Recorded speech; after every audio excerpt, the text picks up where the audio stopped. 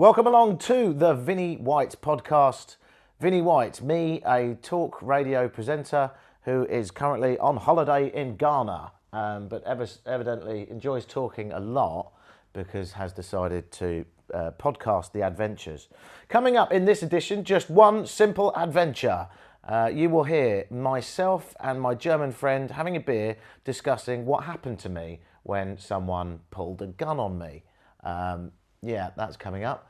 And still feels weird saying that. But anyway, I'm evidently all right, so that's okay. I don't think there's any holes in me other than the ones that are supposed to be there. Yeah, so that's coming up in this edition. It's going to be quite a short edition. Also, as well as me explaining the story, there will be a little bit of audio from the event itself. Some of it I managed to record. Some of it I didn't because obviously I was a bit too busy being scared. So all that coming up in this simple edition.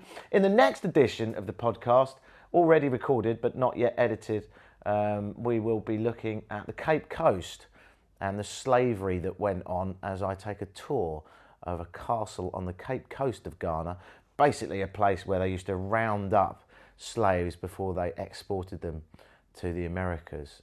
So very ominous, but really, really genuinely interesting stuff. That's the next edition. But as I say, this edition, a very simple one, just one story in the pub with a few recordings along with it. I hope you enjoy it. It's Vinnie White live from Accra in Ghana, 2018. Here we go. So I was coming out of Togo yesterday. And I don't like borders, they're always hot, I always get stressed. But I had my leather jacket on, I was back in Ghana, safe, less weird in Ghana than Togo. Togo's a bit weirder and it's a bit, well, desperate really. You understand desperate? Yeah, I understand desperate. Yeah, like poorer and just dodgier and feels more criminal. So it's good to be back in Ghana, I'm driving along, everything's okay, but I'm hot and I'm a little bit bothered, I'm a little bit stressed. And I want to put some serious kilometres in because I want to get back to Accra in one day, right? Yeah, I know this feeling, like winning land, like hitting the road as fast as possible. Yeah. Yeah, it was good, you survived it, but it's done. Exactly. And now win a little bit of land. Exactly, Going yeah. further on. Yeah. And you might stop for a coconut in 3 hours, but really you just want to move. I was so many times lucky that I have a motorcycle and not a fucking pushing bike because... Oh yeah, another one, please. Is that for me? Thanks. So that I had a motorcycle and not a push bike, so that I can win land fast. Yeah. Yeah. It's nice, isn't it?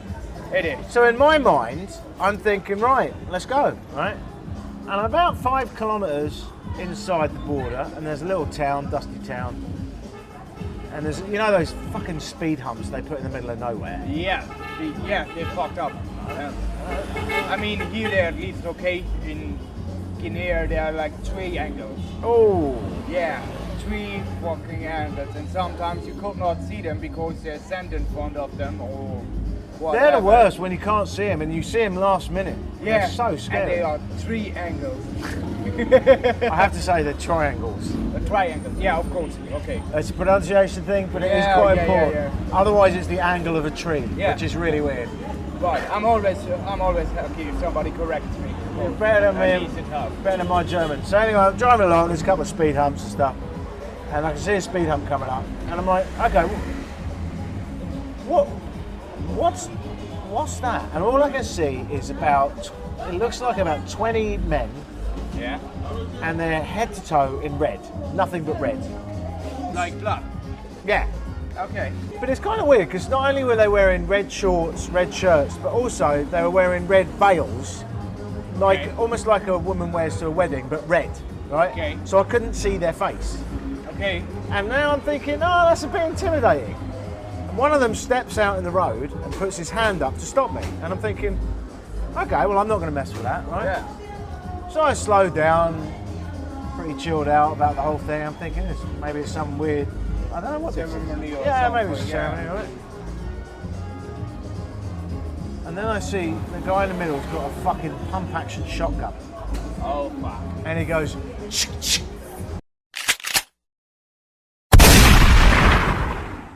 fired it into the air, and this massive plume of smoke came out, and I'm like, oh, okay, here we go. This is the end of it. This is the end. Yeah. Right? So I have to start. I can't get through, and if I drop it, then I'm going to be in trouble, right? Yeah. And then it happens. They see me. I'm the only idiot on the road at that point, just by pure chance, because it's actually quite a busy road, but there was no one else around. And they start running over to me, and they're all shouting in away, the local language, right? And I don't understand a word they're saying, and they're very, very excited. And they're coming right up to my face, but I can't see them because they've got red veils on. So I don't know if they're smiling or what. Yeah. And I'm thinking, being that one of them's got a fucking pump-action shotgun, I don't want to hang around to find out. Yeah. For sure. So they're shouting at me something, and then one of them, I think, says American English, and I'm like, and I'm thinking, I don't know what the right answer is.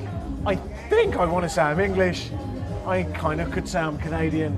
All I want to say is I'm leaving. So the first thing to come out of my mouth was, I'm leaving. And one of them just goes, safe journey. And I thought, oh, maybe they're okay. No, because Mr. Shotgun fires it again. I drive off, wheels spinning away, and I hear, and I'm like, they're going to shoot me in the back. They're going to fucking take me off the bike. That's it. And I hear this shot, and I still don't know whether it was aimed at me. I'm screaming down the road, and then I have a full panic attack. So I have to get off the bike about a kilometre later. I fucking can't breathe. Yeah. And I bend over some rocks, and out come three guys out of this little farmhouse in the middle of nowhere. And they're like, what's going on? I'm like, okay, I don't know what's going on. I don't know, but here's what happened. So I explained the whole thing, and they said, oh, right, yeah, they're robbers. Okay, that was one of the scariest experiences of my entire life. The only reason I can tell you this now is because I've just been at the side of the road for 5 minutes, calming down. It's 2 miles, or about 2.5 kilometres outside the Togolese border. I was driving down the road, and there was a load of guys dressed in red, and they came across the road, head to tail in red shorts, red clothes. Some of them had red veils over their head. So you know those people? I know the people. Are they dangerous? Dangerous people. I have one question. Why didn't they take my bag? Yes. They wanted my bag? Yes. You want the bag? You think you're a rich man? Am I lucky? Yeah, you are lucky. Why didn't they shoot me? Before shoot you, you take your motorbike or you break your bag. Go, leave you. Why did they not shoot me? Why no shoot me? Yeah. You don't know? You know if we shoot you. They're not going to shoot me. You know we shoot you. Because what you know the thing. You know the people. Well, I don't know the people. Yes. Sorry, I don't understand. I'm really confused. So these people, they wanted my bag. Yes. And they wanted... You rob me, you take your bag, go. So they could take your bag, go. Yeah. Yeah. But they didn't shoot me because... You can shoot you. They could have shot. You can shoot you. So, shoot you.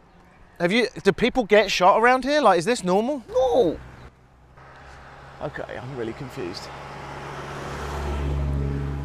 So anyway, am I safe now? Yes. No, you can go. In England, no one goes around with shotguns shooting people. Well, not many people.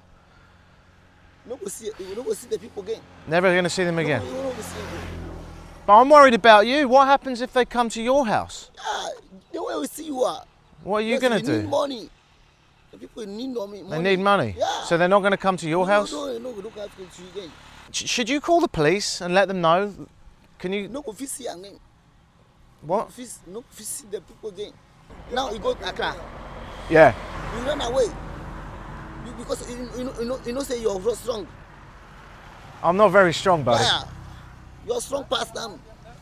If I stopped Yes. for any longer, they would have taken my bag, right? Yes. If I catch you, take your bag, go. Now you're free. Now you're free. Shoot till you go. Okay.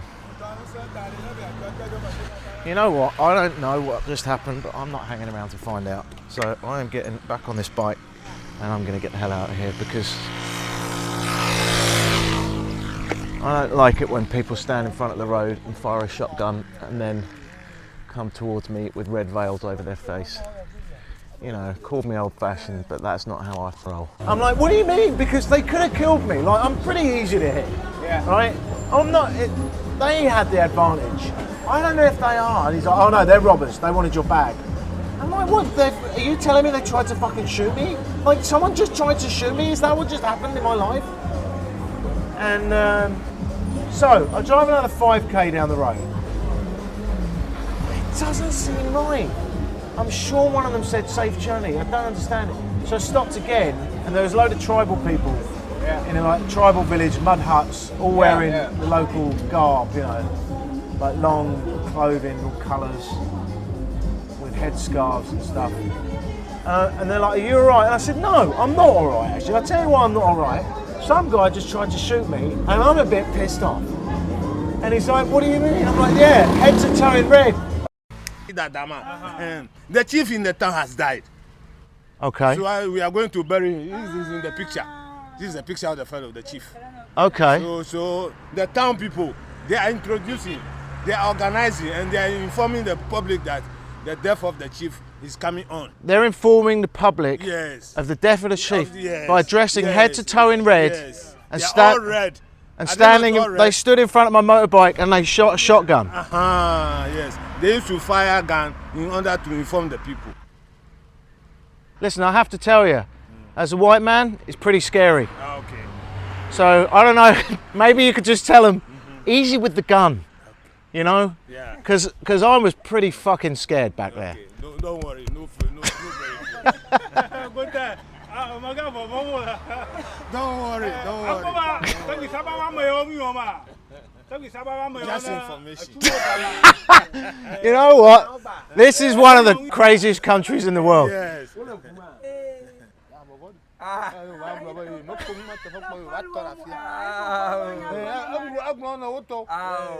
Don't be afraid. It's our culture. It's our culture. I understand. Right. If the chief dies, we used to. That's to inform the whole public that there is a chief who has died. I see. Yeah, that's our culture. It's for our culture. So the red is for blood. Yeah, it's for blood because the chief has done a great job for the nation. Oh my So that's God. it's a remarkable sign. Don't be afraid. Don't be afraid.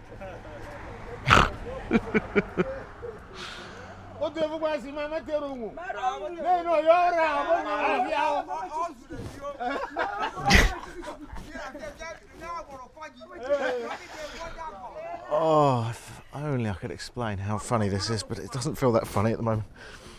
Okay, good. Can I take a photo of you? Yeah? Can I take a photo? Photo? Yeah. Oh, no problem. No problem? You are not afraid. Thank you.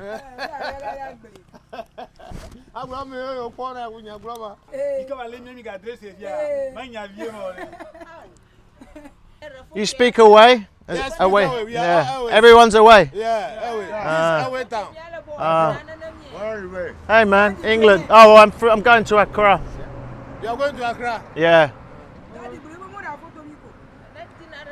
They say they want $1. Okay. Give them something.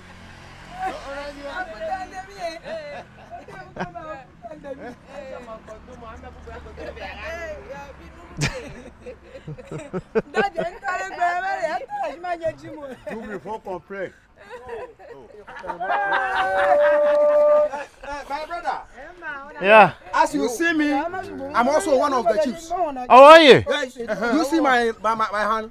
Let me see. It's our sign. Oh, is that the sign you're a So chief? I'm also a chief. Ah. only single I'm also one. a chief. Well, it's very good to meet you. So far as we get the picture of those people, For the ladies. For the ladies, what about the men? What about the men? Take another picture for us. yeah, You want a picture? I want the picture. Yeah, but they get 5 cities. They get 5. You guys only get 3 because you're not as beautiful. Yeah. Is everybody friends? Oh, we are friends. All friends, huh? Yeah, we are friends. No conflict, no fighting? No, not at all. No, I like that. That's good. I see you. But everyone in Ghana is so, yes. they're so friendly. We are from God. We are one. We are one together. Yeah, thank you. If only the language. If only everyone understood that, huh? Yeah. The whole world needs that. Yeah. Thank you. No, anytime. May God bless you. All the best, my friends. Oh, still stressed out here. It was a funeral to celebrate the local fucking chief who died. Oh, fuck off, man. Fuck off. Oh, like, I said, you know what? Can you tone it down a little bit for the white guys? We're not used to that. Yeah. You know? Fuck off. Oh. So there you are. That was the story of the incident. And looking back at it in retrospect, I realise now I was in absolutely no danger whatsoever. But, you know, forgive me for thinking I was for a bit. I have to say, on the back of this, that Ghana is one of the most amazing countries I've ever been to when it comes to friendliness and hospitality. And it's really easy to listen to these stories and think, wow, I'm never going to Ghana. But the thing is, if I told you all about the good stuff, you'd go, oh, shut up. I mean, I could mention that I've hung out on beaches, that I've got mildly drunk in campsites with people that I've never met and spent the entire evening laughing, that I've been nightclubbing and dancing to live bands of beautiful music, and that stopping on the side of the road, quite often, Ghanaians just buy me a beer. It's amazing. Just the most hospitable, warm people. And I've had so many laughs. I could tell you all that, but obviously it's not as much fun as telling you about a load of masked men with shotguns. That's stories for you.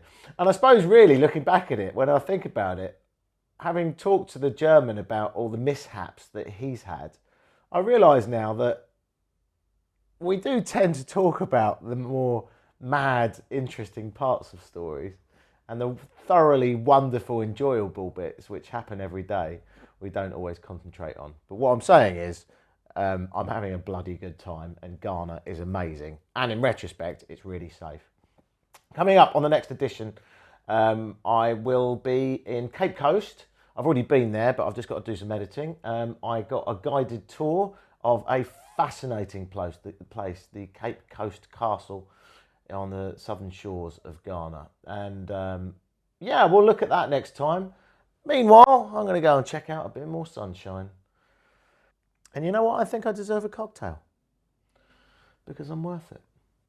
Finally, if you want to look at the photographs of me and the tribal people that told me everything's going to be okay, in all their wonderful, colourful robes, and me looking slightly relieved and still slightly petrified, then you can go to vinnywhite.co.uk, VINNEYWHITE.co.uk.